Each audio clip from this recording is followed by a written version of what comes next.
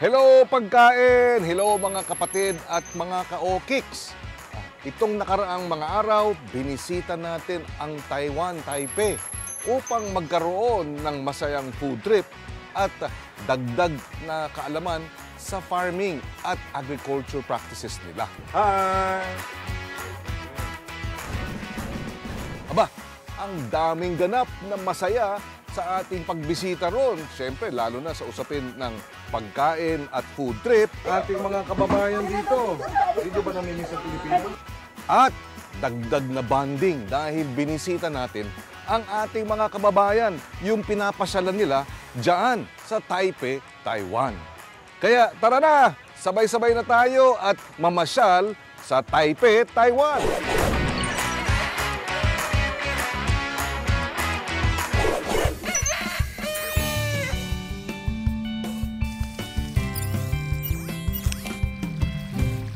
Siling tingala. Pagkain.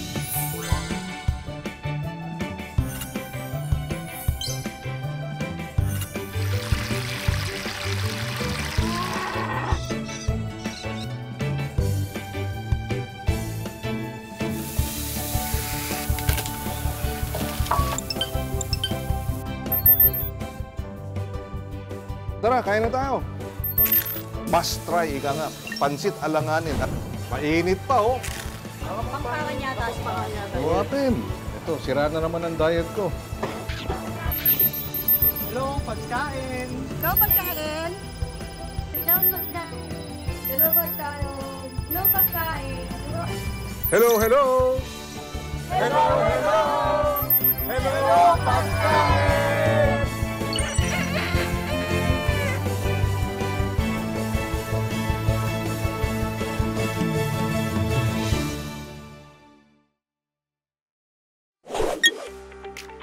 Sa day 1 ng ating Taiwan visit, diretso agad tayo sa World Vegetable Center para bumusita at makipag-meeting sa kanilang mga top officials. Papunta tayo ng World Vegetable Center. Sasakay tayo ng high-speed train. Sumakay ako ng HSR, High Speed Rail, ng Taipei Main Station, ng 1 hour and 40 minutes from Taipei to Tainan. Ang top speed ng train ay 300 kilometers per hour.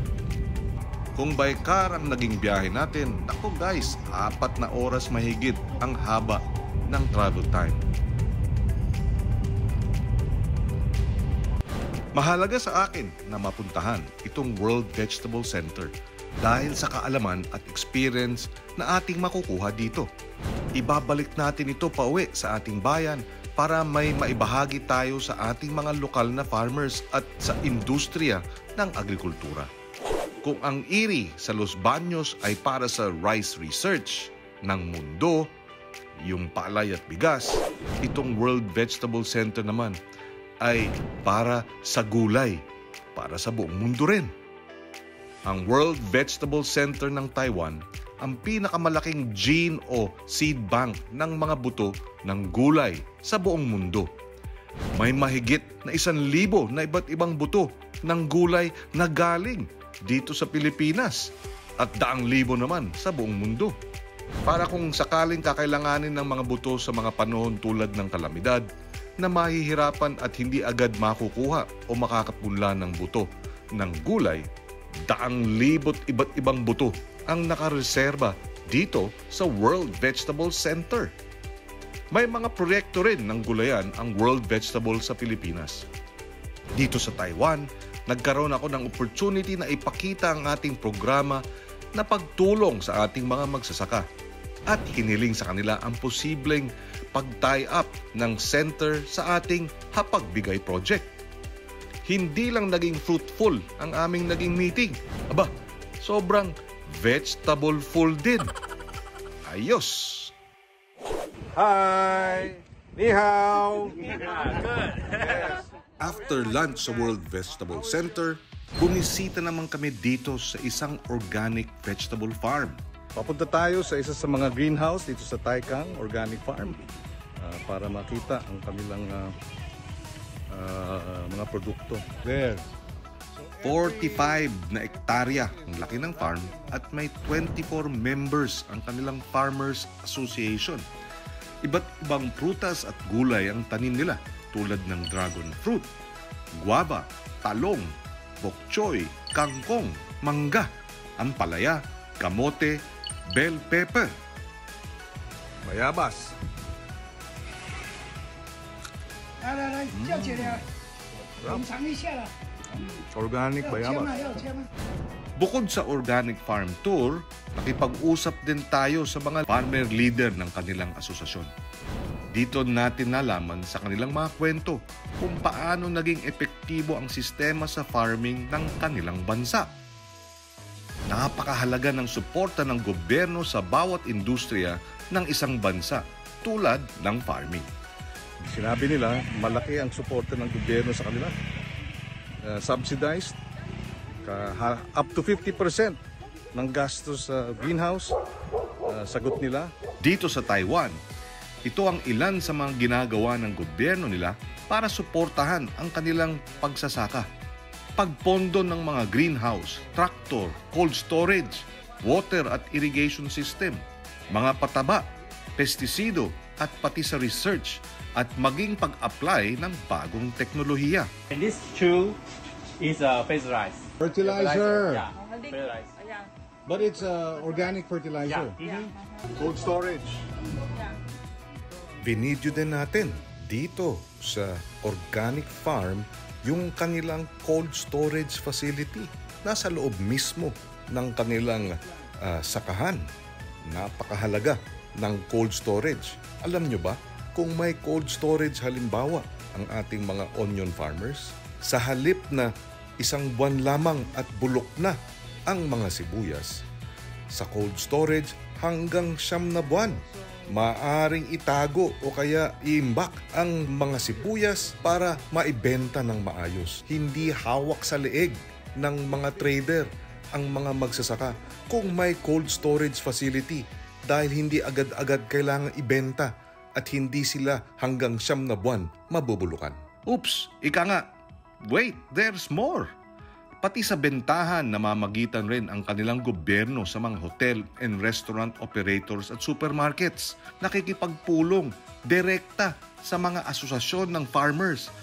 Wala ng middleman para direktang bilhin ang ani ng mga magsasaka sa tamang presyo. Guys, ito ang ganda nito. May programa rin ng crop insurance na hanggang 100%. Ang mga tanim ay insured sakaling tamaan ng kalamidad, peste o bagyo. Hindi lang yun, pati ang farmers mayroong health insurance. Hindi lang health insurance, may accident at injury insurance pa. Very good. Nice, nice. Sa Agri-Ministry ng Taiwan naman ang aking sunod na pagbisita. Sinadya kong puntahan ito para pusugin ang aking kaalaman at higit na maunawaan ang kanilang mga patakaran at sistema kung bakit malalakas ang kanilang mga sektor. Dito ay nakipag-usap ako kay Director Vincent Lin. Mga ka-okiks, tutukan niyo mabuti kung paano alagaan ng Taiwan. Hindi lang ang kanilang sakahan, kundi lalo na ang kanilang mga farmers. Halos 600,000 ang Taiwanese farmers. At heto guys, may 300 Farmers Association Federations at mahigit 30 fisher folk organizations ang nakaset up sa kanila. Ang kita o income ng kanilang farmers ay nasa US $60,000 a year o ang katumbas ay 282 pesos kada buwan. Hanggang 100% din ang crop insurance ng mga farmers sa ngayon kung sakaling tamaan ng pinsala. Hindi lang crop insurance, insured din ang kanilang farmers sa health at pati sa injury. At ang gastos naman ng Agri-Ministry sa taon-taon ay $17 billion o ang katumbas ay 950 billion pesos. Ikumpara natin sa DA budget natin ng hindi aabot pa ng 200 billion pesos. marami pa tayong kinakailangang ilaan na pondo sa ating bansa. Guys, halos 9 times ang gastos ng Taiwan government sa agri kumpara sa atin. Malaki din ang ginagastos sa research para masuportahan ng teknolohiya, infrastruktura at equipment ang kanilang agri-sector. Kaya tuloy-tuloy ang pag-usbong ng agri ng Taiwan. Ganito kung bakit maunlad ang kanilang sakahan. Ganito kung bakit sagana sa alaga ang kanilang mga magsasaka. Wow! Sabi nga, we stand Taiwan Agri-Ministry. Yan ang pangarap natin. Namulat tayo, nakita natin ang ginagawa ng iba.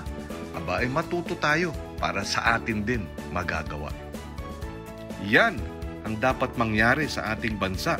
Matuto tayo sa Taiwan, alagaan ang ating mga magsasaka. Hello! Shoutout nga pala sa mga katrabaho ko sa Taiwan, especially sa mga taga-UMC. Ayun, miss ko na yung Xiaolong Pao dyan. Tsaka, ano pa ga? Marami, mga pa Chinese food. Miss you guys! Shoutout sa tita ko, nasa abroad, Tita Clemencia, Lightball. Nandito po ako sa Baclaran, Okbo, nagtitinda. Kamusta po kayo dyan? Wala kaming balita. Tita Clemencia. Matapos ang very fruitful at vegetable-full na tour sa World Vegetable Center, papunta tayo sa isa sa mga greenhouse at sa isang organic farm dito sa Taiwan. Dito naman tayo sumaglit sa mga lugar na madalas puntahan at tambayan ng ating mga kababayan. Ito ang St. Christopher Church dito sa Taiwan. Dito pumupunta, nagsisimba ang ating mga kababayan tuwing Sunday. Tapos dito sila nagtitipon-tipon sa Shunzhen District. Ayan, dito ang Irenit. Nako, dyan nagpapadala ng pera ang ating mga kababayan. Weekday nang tayo ay pumasyal dito sa isa sa sinasabing hangout place ng ating mga magigiting na Pinoy OFWs. Ito ang Won Building. Dito naman sa Won, hindi lang linggo, kung hindi lalo na sa araw ng sweldo, nagchichill ang ating mga OFW. May mga stall na itinatayo every Sunday at samot-saring lutong Pinoy ang binebenta. At yung second floor ng Won Building, tuwing linggo, pagkain Pinoy. Bicolano, Ilocano, Kapampangan, Bisaya, sa second floor. Tapos dito nagtitipon ng mga kababayan natin. At syempre, hindi mawawala ang ating mga marites na tsikahan tungkol sa mga latest na balita ang kanilang kwentuhan. At kahit dito sa Taiwan, bit-bit ng ating mga kababayan ang favorite ganap tuwing pasyalan at umpukan. O ba, kung hindi ang shopping at videoke. O di ba? Para-paraan lang para sa kasiyahan. Iyan ang Pinoy. Dumaan din tayo dito sa EEC. At RJ Supermarket. RJ Mart. Good morning everyone! Kamusta kayo? Na pag-aari ng mga Pilipino-Taiwanese. Ang ating mga kababayan dito. Hindi ba namimiss ang Pilipinas? Saka daw kuya.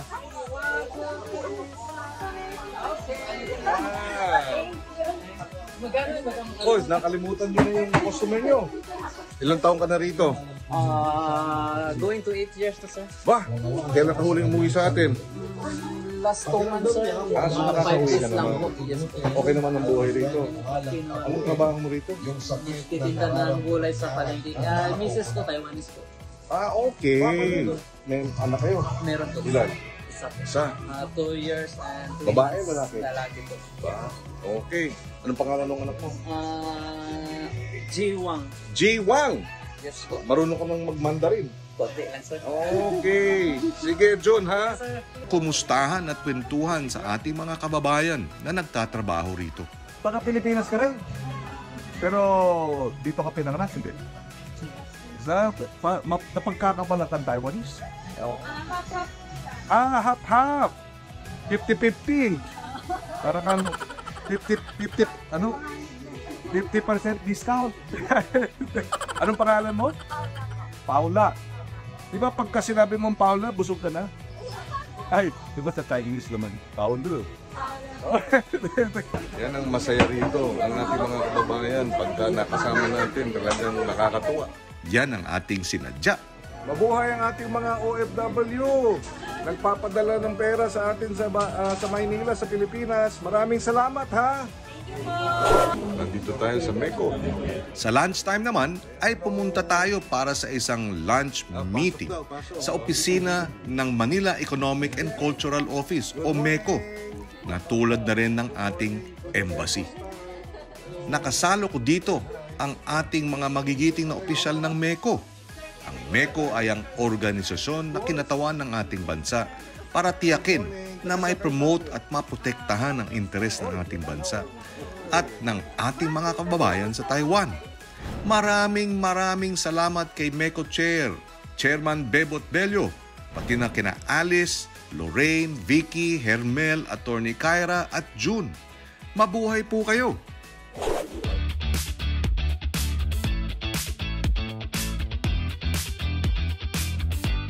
Matapos ang ating pagbisita sa World Vegetable Center, sa MECO, Won Building, at maging sa ilang tambayan ng ating mga kababayan dito sa Taiwan, nandito na tayo guys sa nakakatakam na part, ang food trip. For our first lunch, dito kami sa Xinye Restaurant. Naku guys, heto ang aming tanghalian. Sauteed oysters with onion leeks, deep fried shrimp, chicken fried rice, steamed fish. Panalo! Alam ko dyan, nilalagyan ng ketchup. Ang torta. At reasonable ang presyo.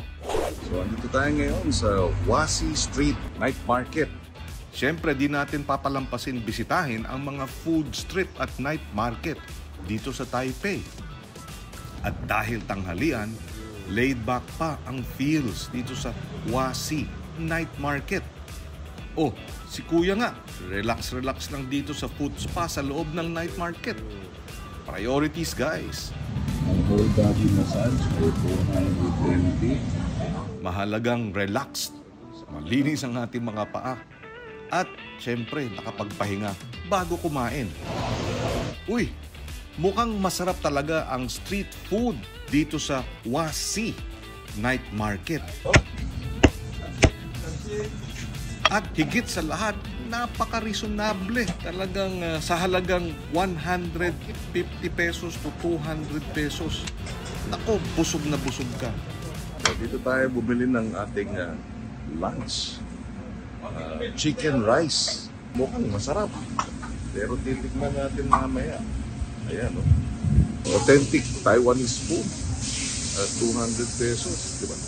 O kung 10 kayo, o 5 kayo, 1,000. Di ba?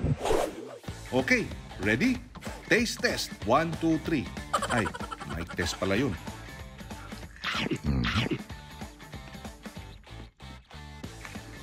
Masarap siya.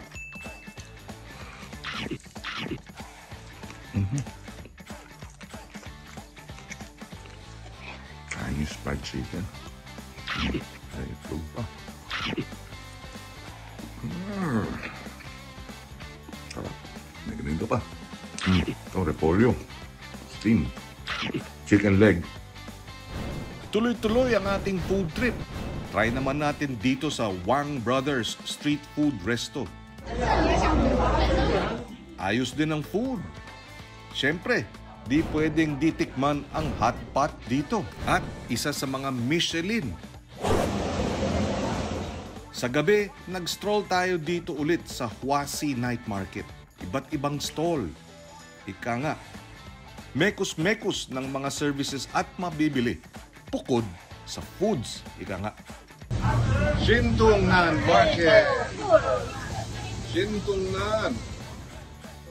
Saving the best for last. Dito naman tayo dadalhin sa isa sa oldest Taiwanese seafood restaurant, ang Shintungnan. Legit food trip to guys. 12-course laureate. Sabi ko nga sa mga host na kasama namin, pang 3 araw ang pinakain sa amin. Ang paborito ko dito ay yung kanilang fresh sashimi, chicken soup, at syempre, yung alimango. Hay, ang saya mag-food trip. Sana nagustuhan ninyo ang ating pamamasyal sa Taiwan.